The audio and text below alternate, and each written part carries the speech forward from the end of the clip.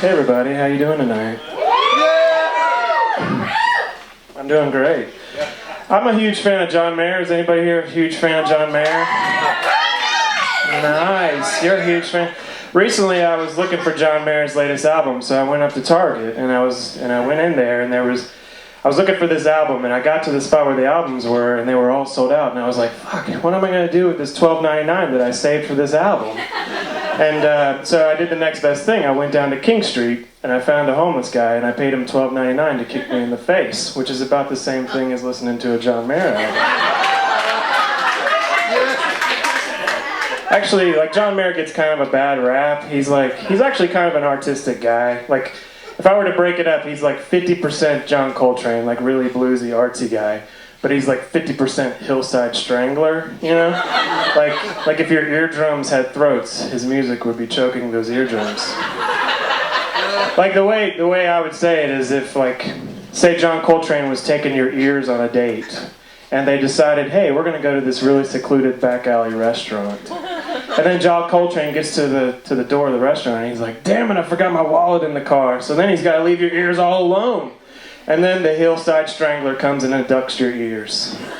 That's what it's like listening to a John Mayer album.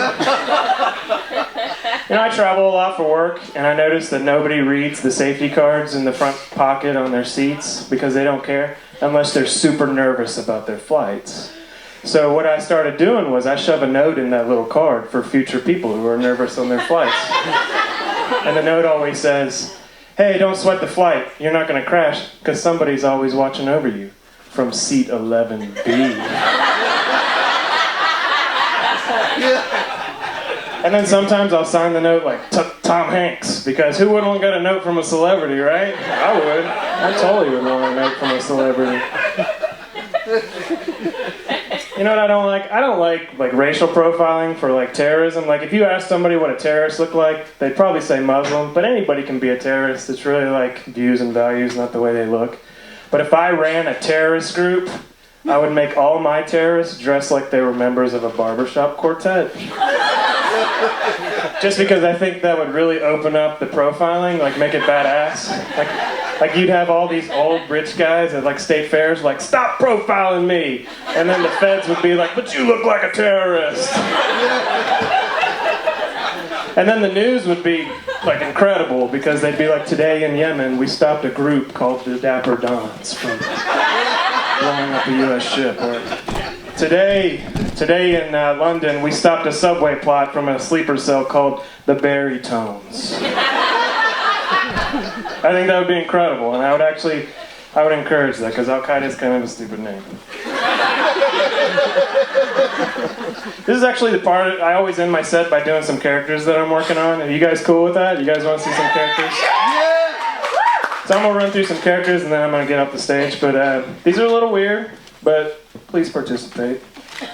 This first one's called The Hipster Chemist. The Hipster Chemist. So I'm going to get into character, I'm going to do the character, and then I'm just going to bust out a character. So, Hipster Chemist. Here it is. I only use argon in my experiments because it's the least abundant element.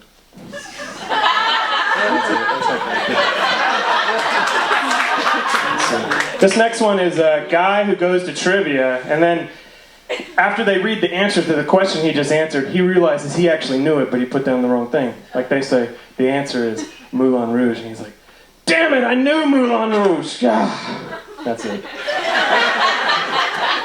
This is a guy who listened to the Allman Brothers' Ramblin' Man for the first time. Wow, this song's a lot more coherent than I expected.